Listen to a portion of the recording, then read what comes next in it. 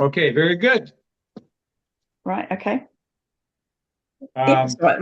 My husband's on there as well, so he's moaning about me not sitting up properly.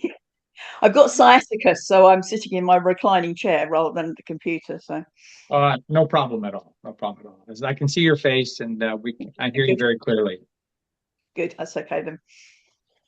Let me just do the formal introductions, and so everybody knows who's going to watch this video. Okay. This is the International Writers Inspiring Change, which is a platform you've been associated with for some years now. We've done quite a number of reviews on your books and stuff. And the podcast, which is called the Author Shout Out Podcast, is something we launched last year. And it's now part of the package that we provide to authors. So we're officially talking with Carole McEntee-Taylor from, where are you in Britain, anyhow? We're in North Lincolnshire. Okay. Sunny weather there or not? It's actually really nice at the moment. We've actually had a week of sunshine, which has been wonderful, seeing as it's done nothing but rain for about 6 months. It's actually really nice. Okay, well, that's a little bit better than what we have over here in Sweden, where we're Oh, are located. you in Sweden? Yeah, our headquarters for IWIC is here near Gothenburg in the West Coast. Oh, right. My husband's daughter, she lived in Sweden for a while, so Oh, okay. Well, it's just a short hop across the pond from where you are. It's yeah, not that far. yeah. Well, great. Great to have you on the podcast. And this normally goes for about 30 minutes to 30 to 40 minutes. So depending on what we get involved in. And it's very casual, so you don't have to, to let your hair down on this one. Right, okay. Let's start off by you telling us about you. Tell us about you, who you are, and yeah. Right, okay. I'm just me, really. I started writing about 20 odd years ago, mainly because of my husband. His dad was in the Second World War, and he was a prisoner of war. And the BBC were doing like a memories project. So to sort of cheer him up a bit, because he was obviously getting elderly then, I put together a brief thing about what happened to him. It was obviously a very, very sanitized version, with all the funny bits. We didn't get the rest of it. It was just the funny bits. But he really liked it. He was really happy with it. And then when he ended up having a stroke and ended up in a nursing home, I suggested that I write his story up, because he was at the Battle of Calais, and no one ever talks about Calais. It was always talking about Dunkirk. No one ever mentioned Calais. So I said I'd put something together for him, and that's kind of how it started. I then got hooked on military history, and from then it sort of went from there. Okay. And now this is your father or your husband's father? This is my husband's father. It's my father-in-law. So say he was a prisoner of war for 5 years of the Germans. He spent a lot of time, obviously, in Poland. He wasn't treated very well. He didn't. He told us very, very little about what had happened to him. I had to do a lot of research and sort of talk to his friends and pretend that he'd told me things, and sort of to get them to talk. So they thought I already knew things, and so they tell me things that we didn't know. My husband knew very, very little about what had happened to him. He never spoke about things. I mean, my husband said when he was growing up, he was, wanted a dog, and his dad didn't want one. They wanted to go to a holiday. They wanted to go to like Butlins, holiday camp for a holiday. It's like that was the last thing, obviously, that he would want to do. But they had no idea why they couldn't go to Butlins or someone like that, because he never explained it. He didn't talk Mm. about it. Wow, fascinating. Just as a point, your husband is on a computer in the same room, right? Yes, he is. Yeah, Dave, you're over there, aren't you? Yeah. Dave, yeah, go on, We're yeah. getting, yeah, we're getting a little bit of feedback, I think, from his computer. Maybe you could turn the volume down on his computer. Oh, okay. Did you hear that? It's echoing every time you speak. Oh, okay. Yeah. It's probably because we're both in the same room. No, that's okay. You can be. Just turn his volume down on his computer a bit. That's all. Right, okay. He's done that. Yeah, that's fine. All right, great. Is that better? So back to your father-in-law. He was what? Which division of the armed forces was he in? He was in the army. He was at the Rifle Brigade. As I say, Okay. they were captured at Calais, and he spent 5 years in a prisoner of war camp. And then they did the death march back across Europe at the end of the war. Yeah, he really didn't have a very good time, but he never spoke about it. So this is one of the memoirs you wrote, right? Sorry. The note he slipped. Sorry, yeah, sorry, he was just reminding me of something. Something I've got a prompter in the background. So having decided to write obviously his military career, I also then discovered that David's mum was a nurse at the time, and they'd got engaged before he went away. And she waited for him. I mean, we know when the war ended. You know, we know that it was only like 5 or 6 years, and we knew that he was coming back. He didn't know that. She didn't know that, and yet she waited for him, which was something that kind of really got to me. And then we also found out that when he was captured, he wrote a note on his signal pad to his mother, just explaining that he'd been captured, but he was okay, and he'd been taken into captivity. And he handed it to a civilian when they were being marched through Belgium or France. He handed it to somebody. And that note got back to England and was delivered to his mother by a Free French soldier before they heard officially that he'd survived. So that kind of set all my sort of fiction stuff going, and I'm thinking, oh yeah, how did that note get out of France or Belgium, however? How did it happen? So then the kind of the fiction came in. So that's how I started writing the fiction. So that's the historical fiction, where you're taking actual events. Right, yeah. Yeah. So it's kind of very much based on his true story, on her true story, but there's bits of fiction obviously in the middle of it to kind of join it together. So that's Lives Apart. So. What's the name of that book? That's Lives Apart. It's a 5-book series, and it runs right through the war. What I ended up doing was changing the names, because I'm trying to write about my husband's parents, and obviously I did want my husband to carry on talking to me, but I needed to make the book interesting as well. So I just changed their names, but most of it is based on the true story. So. Okay, good. Yeah, I think I've read that particular book. I think you might have reviewed it. Yeah. Fascinating story. So, is that what got you into the military aspect of writing? Was that the start of it? Yeah, definitely. I've always been interested in World War II. That always kind of quite fascinated me. But I'd never really got into the military side of it, and it was only when we started looking at that I started sort of to get involved in it, and then I got hooked basically, and then from then on I sort of started writing other stuff. So when you write the series, you've got a number of series. You've got 40 books that you've written, right? And most of them are related to the military or historical fiction in that genre. How much of it is researched out in terms of what's the percent? Does it vary, the percentage of historical fact versus fiction? I would suppose it's probably about half and half. What I try and do is I try and set my fiction into real events, and I try and pick on events that people don't know about. So, I don't want to write about things that everybody knows about. Everybody knows about D-Day. Everybody knows sort of about Dunkirk. So I wanted to do things that people don't know about, because if I don't know about them, they probably don't know about them either. So it kind of brings history back to life again. And I'm also, by writing historical fiction and putting real facts in it, I'm kind of not educating, but bringing history to people that maybe wouldn't necessarily read it. They might not go and read a sort of dry military history book, but they will read historical fiction, and so they're still learning the history that way. And it's just a way of keeping it alive, because otherwise it'll vanish. Well, I think that's an important factor, because if the history isn't recorded and the details, like you said, the things that people don't normally know about, then of course there's no that can be lost. That can be lost. Yeah, and we've got a perfect example that I think it was Eisenhower that insisted that the films that they filmed all the concentration camps, so that people couldn't say in the future they hadn't happened. And you've still got people saying they hadn't happened, even though it was filmed. Right. That's right. Yeah. Well, there's even, I know, some school curriculums that are taking away, the more brutal aspects of it, like as if to sort of temporize it, and I think that's wrong, because you need to know that if we don't know about history, we'll repeat it. We'll just go and do the same thing again. So the whole point of knowing of history is so that you don't go and do it again. Yeah, which is exactly what's happening now. Yeah, we'll go that way.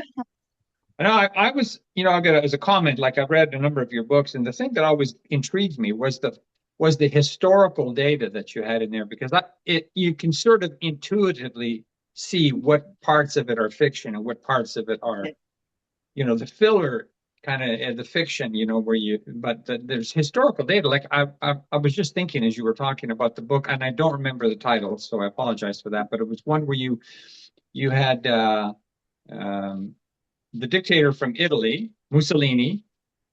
Yeah. And there was some kind of connection with Nazis and a family in, I can't remember where it was, but there was this whole intrigue between this family and the connection to Mussolini, the Nazis, etc. I can't remember the book.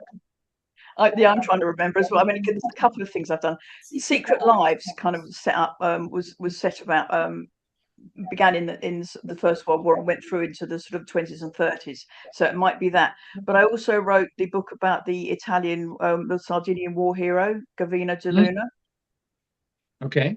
So it might have been him, because I mean, he's fascinating. They've actually now decided to put the book into Italian so that people can read it in Italy, because he's very well known in Sardinia, but no one's ever really heard of him anywhere else. And what's the title of that book? That's Love, Betrayal, Resistance. Oh, no, Love, Resistance, Betrayal. Sorry, I can't remember. I have a really bad memory. Once I've written a book, I kind of put it out of my head, so then it's gone. I see. Well, thank you to your husband. Yeah, that's what he's here. The background choreography. Yeah, he's my marketing manager. Your marketing manager. His granddaughter asked me to write a book about him, and we didn't have we had a reasonable amount of fact, but it wasn't enough really to write a military history book. So I wrote it as kind of a mixture of fact and fiction, and then they're now going to write it in, change it, put it in Italian, and hopefully it'll be selling in Italy. So I'm really pleased about that, because that'd be nice. That's great. Is that self-published, or is that through a printing house, a publishing house? No, I think Barbara is going to actually have it translated. I don't know who she's translating it, but she's been talking to some reporters over there in Sardinia, and they've been talking to a film company, and they're thinking about making a film about him, because he's really, really, like, in Sardinia he's a war hero. In Italy he's a war hero, and at the moment she's kind of arguing with the Italian government because he's been buried. He's been buried in. Sorry. So. Gavino de Luna was a poet, and if you go onto YouTube, you can actually see him in the 30s singing whatever. My husband was just dancing around in front of me to remind me. So basically, his body is buried in Italy, but the Italians won't give it back to Sicily, because she would like him to be reburied in Sicily, and they won't let the Italians, the people in Sardinia, have him back. Basically, they can try to do a film and trying to get the body returned to Italy, to Sardinia. Because they have. Yeah, I see. What is his name again? The war hero? Gavino de Luna. So if you look him up on YouTube, you can actually see him. Okay.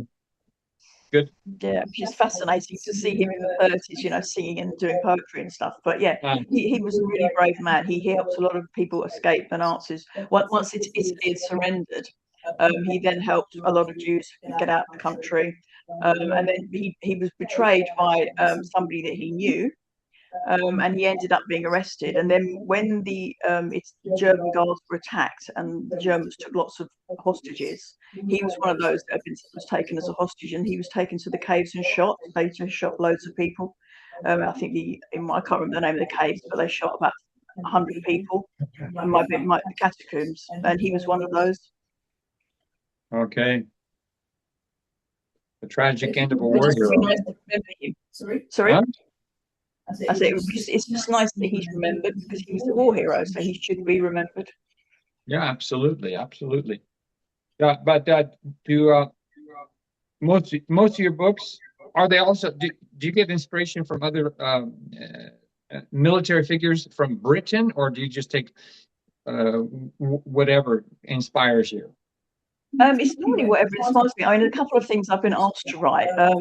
Hunting Shadows was written by somebody who contacted me about his father, who was a Spitfire pilot, and he was in the Battle of Britain. So, and that again, we didn't have enough to write sort of just a full sort of military thing. So we did that in fiction, fiction and fact, and that went really well. But it's just, yeah, it's just something, if something grabs me, then yeah, then I'll write about that. I just, as I say, I like to bring things out that people don't know about, stories that people have not heard of. Okay, good. Can you ask your husband to turn that volume down just a bit more? I think he said he's turned it off. So I think what he's going to do is going to turn that off so it's not bothering. It might be. Have I got mine too loud, or is that okay? Is that better? No, yours is okay. It's the echo from his computer, but he can hear you, so he doesn't necessarily have to have his volume on. No, true. No, that's fine. He's turned it off now. Yeah, there you go. So we don't have any more background echo there. No. Okay, so yeah, I'm looking at now. I'm interested in this. I get what inspired you now. You mentioned that you worked at the Military Corrective Training Center. Yeah, it's the UK's only military prison. And I was a housing officer there. And it was the best place I have ever worked. I know that sounds really crazy, but it was great. I have never felt so safe in my entire life. You could walk around there and you'd never ever feel uncomfortable. It was great. The guys were really good and they're lovely to speak to. And it was just nice helping them. Most of them were there because they'd got into trouble for stupid things. And those that were leaving obviously needed help trying to find accommodation when they left. And that was my job to try and make sure that they didn't end up homeless. Was this for veterans of the war, Yeah, or yeah. yeah, for Yeah, veterans? for anybody that's in the military, it's the military sort of it's not called a prison, they call it a detention center, but basically that's what it is. It's a military prison. You have guys go there, and a lot of them are sent back to their units afterwards after they've served whatever their sentences, and then a lot will be discharged or will be leaving anyway. And so my job was to help those who were leaving and the staff as well to find accommodation so they didn't end up homeless. We have a massive problem over here with veterans being homeless. The government really doesn't give a monkeys about the veterans over here. They treat them like crap, and I'm sorry if that's I probably shouldn't say that, but that's how they treat them. In America, they treat them really, really well. Over here, they treat them really badly, and it's all left to charity to do. And so yeah, it was my thing to sort of put something back really to help. It's sad when you consider the fact that they put their lives on the line and Exactly, then and they're come back treated and appallingly. Yeah, I mean, yeah. they've just had a bill go through Parliament now. They want to actually try them again for problems in Northern Ireland, which happened like 30 odd years ago. So you've got guys in their 70s and 80s being taken back to court where they've already investigated all these things years and years ago and found them not guilty, and yet they're taking them back to court again. It's just absolutely ludicrous. So I didn't mean to get into politics, but obviously we've got that way. So Kind of a waste of taxpayer money, isn't it? yes, completely. It's just useless. And yeah, other things just go by the wall. They just ignore everything else. So yeah. Did you get All right. any sparks of inspiration when you were working at the Military Correction Center? Yeah, I actually wrote a book about the military correctives called, what did I call it? Dave, can you remember what I called it? I can't get it. So I can't remember what it's called. Listen, I have a really bad memory. Once I've written the book, that's it, it's gone. Then I concentrate on the next scene. So I actually have to think about. I think it's military corrective voices from the military corrective trainings. I can't remember now, but whatever it was about the history of it because it started in 1940s as a POW camp, and from then it went on, and so that it ended up as the only prison military So prison. that's more like a military history as opposed to a It is fiction. a military history, yeah, yeah. Yeah. Sorry, it's just gone to guess it because I Interesting. really have a terrible memory. Right, so it's military detention Colchester from 1947. So I really can see it. Oh, there's your marketing background. Yes, my marketing manager is very, very good. Very Oh, good. this is the other one he wanted me to talk about. This guy, Oh yeah, um, the Italian guy. Sydney. No, this is the guy. This is Sydney. Sydney Bywater Harris. He went to America. He went to Canada to look in the gold rush, and then ended up in America. He went back through San Francisco. After he'd lost his gold, and this is in the 1890s, and he joined the American Sixth Cavalry and ended up in Peking. The film, what's it called? 55 days. 55 Days at Peking. He was actually part of the Sixth Cavalry that went there, and he fought there. And then he came back to England. He came back. The Philippines. Then he went to the Philippines with the Americans. He remembers it best. This is his favourite book because this guy's a bit like a sort of a Indiana Jones. Yeah, Indiana Jones. What did you say? Errol Flynn. Oh, Errol Flynn and a combination of Errol Flynn and Indiana Okay, a Jones. combination of Errol Flynn and Indiana Jones. Okay. Jones, yeah. What's the name? What's the So he title of really that likes. book, Carole? What is the title of that book? Okay, so this one's called From Colonial Warrior to Western Front Flyer.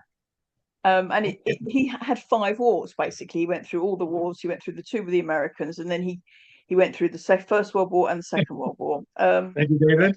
He was with the Royal Flying Corps and the Spanish Civil War. Yeah, I'd forgotten that one. Yeah. So yes, he's a real man's man, and you know, if you read it, it reads like a boy's adventure story. And he had, and yeah, this is a bit my husband likes the fact that he had lots of girlfriends all over the place, and like, so just a man's man. I mean, he was fun to write about. I wouldn't have wanted to live with him. He probably would, but he was really fun to write about. What a good figure to write a story about. That's cool. Yeah, absolutely. So I mean, I was reading your bio, and it said, yeah, you're writing military history, historical fiction, military memoirs. You do some ghost writing, and you've also written 2 books that you identify as spiritual books. Yeah. Which is Re-Enlightenment and The Holiday from Hell. That's an interesting title, The Holiday from Hell. Yeah, because the way we see it is that we're here basically to learn things. So this is kind of our holiday. And if you think about it, it's exactly like the holiday from hell, isn't it? You've come back from somewhere that's absolutely wonderful, and you're here and you're stuck with all the problems that you've got here. And the whole point is to actually learn and sort of go from there. Okay. So yes, so it has a whole spiritual twist on it. Yes, yeah, they're both spiritual books. We're both spiritualists. My husband's a medium, and I do healing and stuff like that. So it was just something that it was probably one of the first things I ever wrote was a spiritual book, because people were asking lots of questions about things, and I was writing them down because it was easier than keep repeating myself. So we wrote them down as a book, and it went from there. The other thing, sorry, my husband's standing in front of me he's got a book now. He wanted to tell you about this one. I did as the ghost writing. I wrote a book for somebody, which I can't tell you the name, unfortunately, about Vietnam. I mean, that's doing quite well. It's had some quite good reviews and stuff, but I can't tell you the name of it, unfortunately, because I ghost wrote it. So I got paid to basically write it in somebody else's name. But that's this is a book on Vietnam.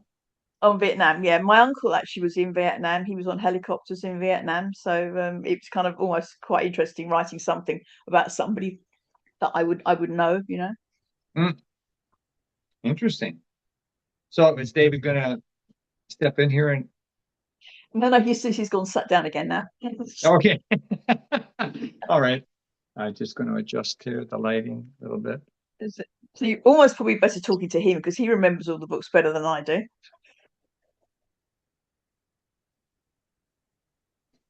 All right. So yeah, you covered some ghostwriting here. So okay, I'm going to go back to some of the titles you've written here.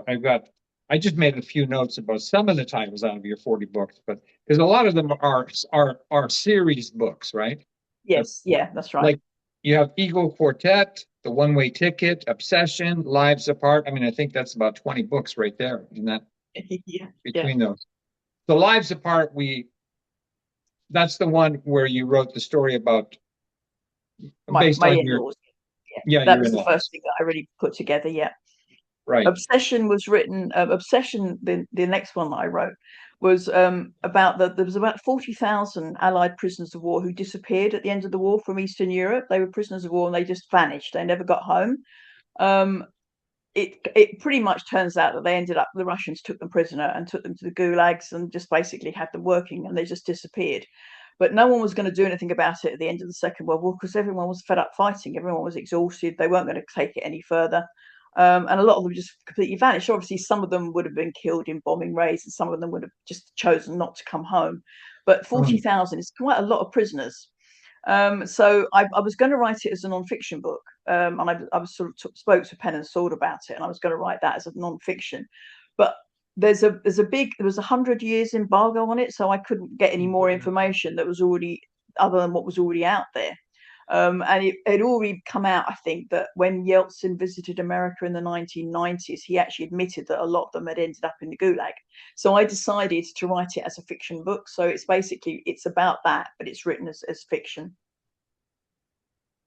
And they probably helped build the Siberian Railway, huh? Yeah, I mean, the thought that you've just spent all those years as a prisoner of war, and then you think you're going home, and then you get captured by the Russians and end up in Russia. I just think it's appalling, and no one did anything about it. No, there's a lot of skeletons in the closet after that war. There are, yeah, there are, Uh, Hiroshima, Nagasaki, on and on, yeah, yeah. Have you ever considered writing a book about the backstory on that one, on the atomic bombings in Japan? I haven't. No, it's not really come up in anything I've written so far. Probably because the stuff that I've been writing has been quite Europe centered. I Hmm. do the one that I'm writing, the one that started off as Secret Lives. Um, the Eagle Quartet follows on from that, and that kind of goes through Hmm. the 20s and 30s. The plan is to actually take it into the Second World War and then kind of continue after that. So it may be then that I'll sort of be, although because there is American stuff in there, so I'll sort of cover that more in that sense when I get to Uh, that one.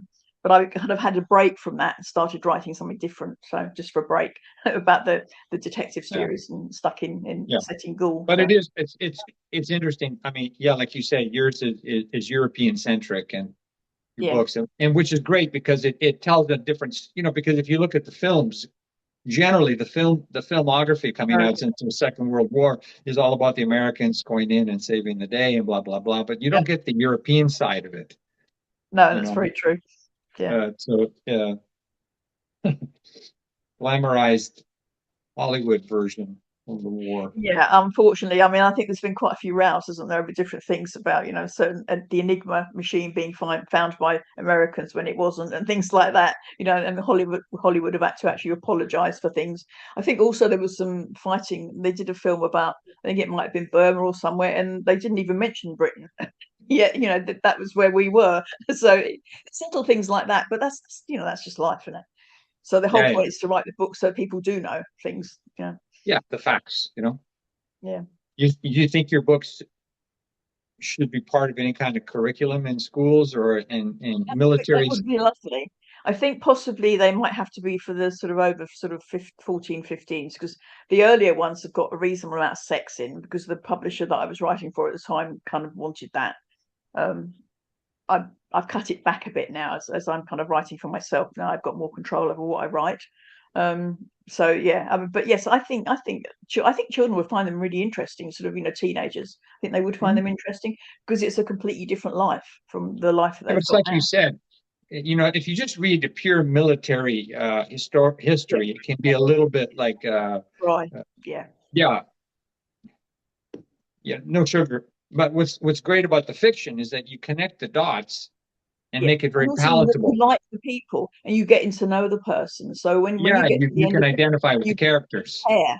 Yeah, you care about what happens to them. Otherwise, I think that gets lost. Otherwise, Yeah, exactly. So you're still primarily in the Second World War area. yeah, yeah, That's your specialty. yeah. Um, Ever considered going up 3, 4 decades to military involvement in Afghanistan, blah blah blah? Not necessarily American, but Don't know. It's probably a bit too close. I mean, I think I write to a certain extent to escape. mm, So that's probably a bit too close. I'm kind of there, aren't I? I'm living that, So yeah, there's obviously something rather bizarre about having to escape to the Second World War to sort of get away from what's going on now. There's got to be some kind of Freudian thing there. But I don't know. It doesn't interest me as much, probably because I've lived through it. I think the Second World War has always fascinated me, even as a child. I kind of got into reading stuff about it then. I think I read but this it's first true. Yeah, I mean it's world. history now. There's not a lot of Yeah, people alive that were in. yeah, You yeah. know, And I think it's important to me that people remember it and it yeah. doesn't get forgotten. I think that's so the later stuff, there's a lot of people that are writing about it, people that were there. So there's people sort of doing that, whereas the Second World War, like you say, people are dying out now. Their memories are going. That's why I do the memories thing for a lot of people. I write Mm, that, get their books for them and publish them for them, so that their stories, they can hand it on to their children. mm. That sort of brings up another point. I mean, in your dealings with people, I mean, maybe readers or whatever, do you find that people, particularly younger generations, simply don't know information, like basic information about World War II?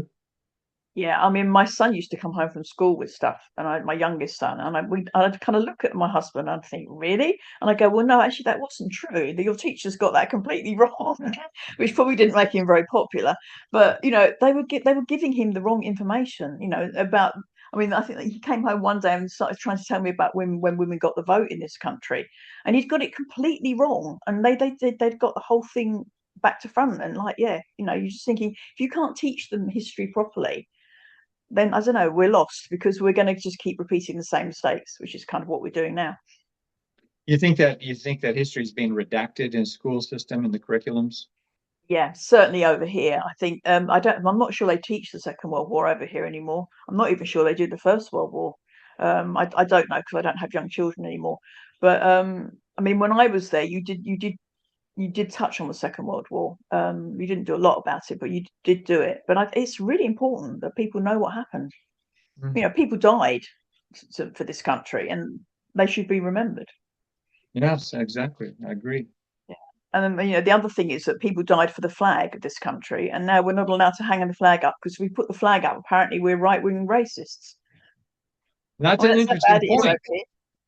Is that Yeah. is that by law or sort of like that's the general No, that's zeitgeist the of it? general thing now. They kind of, if you put a flag up, then you obviously must be some kind of right-wing fascist. And you think, really, people died for this flag? They died so that you had the right to say stupid things like that. For That's you not to have interesting. a brain It's cell. interesting. I mean, I'm not from Sweden. I moved here because my wife is Swedish. I'm actually Yeah, Canadian. Um, right. but here in Sweden, when I first arrived here, you would see Swedish flags flying everywhere, and now uh, they're just disappearing, and it's for the same reason. It's considered racial. It's a profile.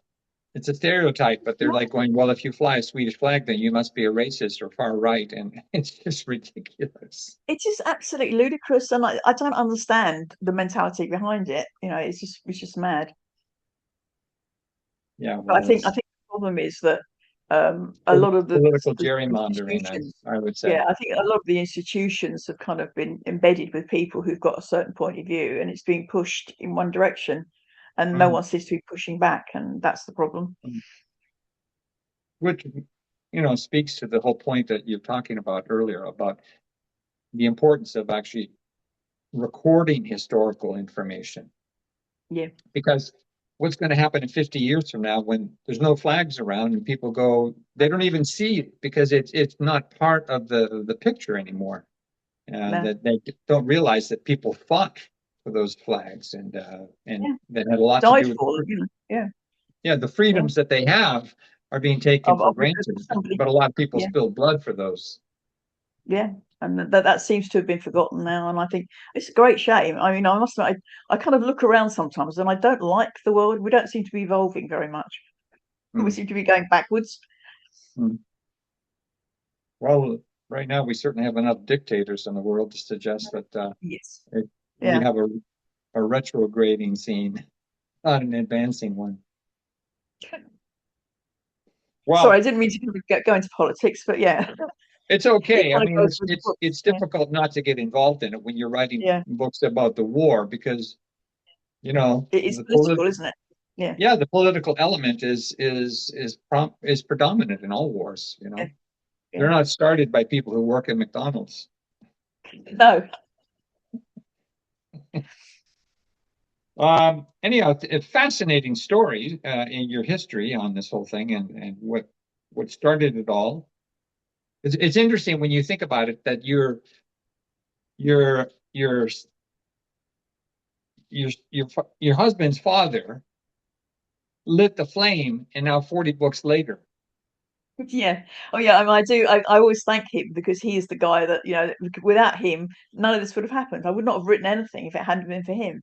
It's because of his stories, that it all got started. Yeah, when you So think I about obviously it, met what him he for a reason. endured, what he actually went through, and he comes back and he doesn't think that anybody's ever going to write a story about it. You end up writing, you sort of immortalize him, and it's a Yeah. legacy now. Yeah, and that's kind of what I wanted to do. I wanted people to remember the battle that he fought in, and I wanted people, him to be remembered, and that was kind of Mm. what it was. That was the beginning of it, and from then it sort of went from there.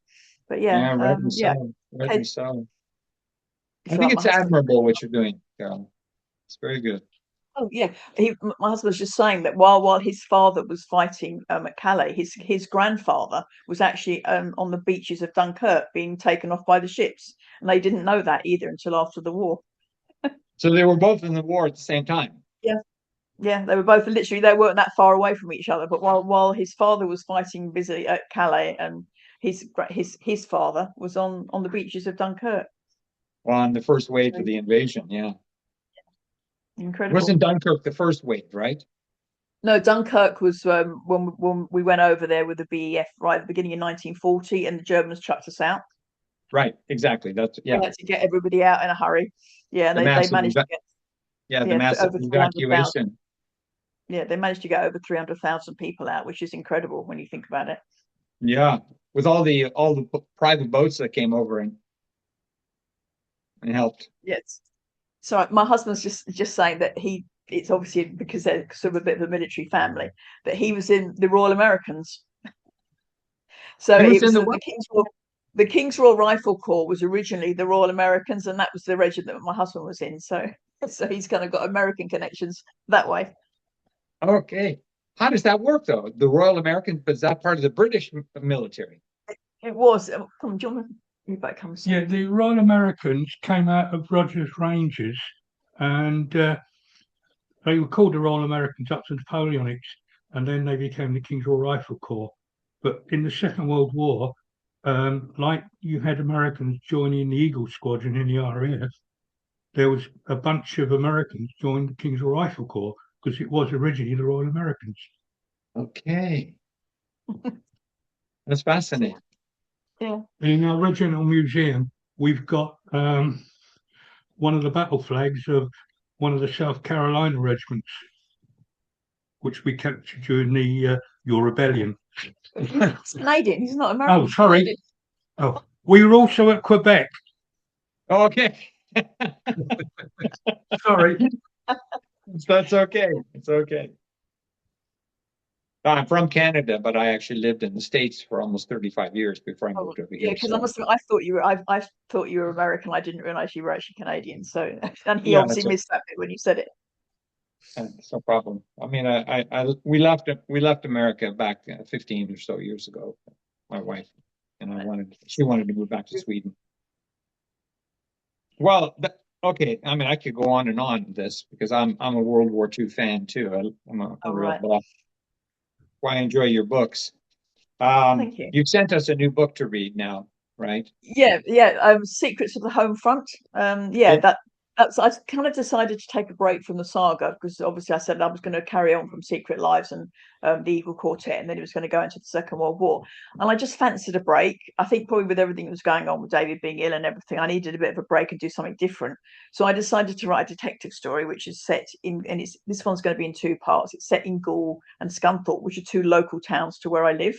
I just thought it might be quite nice to write something local, but sort of set in the 1930s and 40s. So, and we've literally just finished this one. And thanks to you, I actually had a deadline and made me finish it because I kept looking at it and not bothering. And then when you said about doing the podcast, it kind of gave me a deadline and got me going. And I've actually finished it now, so I'm quite pleased. It's okay. literally just Yeah, been and this published. is a detective series Yeah. pre-war. Yeah, it starts off in 1938 and just goes up to about 1940. But the second part will possibly carry on. I don't know. I haven't started writing it yet. But yeah, it's set around that time. And it's a fiction. It's basically the premise is that what got me going on this one was that we were actually talking. We belong to the Royal British Legion, and we were talking to them, and we discovered that from the local newspaper that in August 1939, and this was literally just before the war started, um, that the Royal British Legion in Goole hosted a German equestrian team who were apparently on their way to some event in Dublin via Gaul. Now, if you look at the map, there is no reason for you to go via Gaul to Dublin if you're from Germany. So I have no idea why they were going via Gaul. It's on the wrong side of the country.